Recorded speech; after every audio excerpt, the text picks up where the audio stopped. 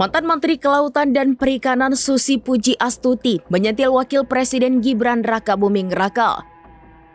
Susi menyentil Gibran yang baru menjanjikan pengungsi bencana banjir di Aceh untuk memasang Starlink agar bisa mengakses internet.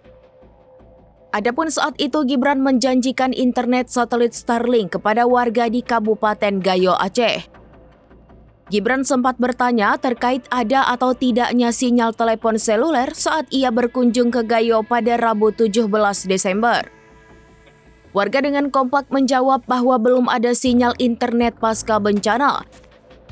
Gibran kemudian berjanji akan memasang Starlink di wilayah tersebut agar pengungsi bisa menghubungi keluarganya. Sikap tersebut dikritik oleh Susi Pujiastuti. Susi geram karena seharusnya Gibran bisa langsung membawa Starlink di pesawatnya ketika hendak berkunjung ke lokasi bencana. Kritikan itu disampaikan Susi melalui akun X pribadinya pada Kamis 18 Desember. Ia menyentil Gibran yang tidak langsung membawa Starlink ketika berkunjung ke Gayo. Susi mengatakan seharusnya Gibran bisa datang dengan pesawat dengan membawa Starlink tanpa perlu bertanya kepada warga.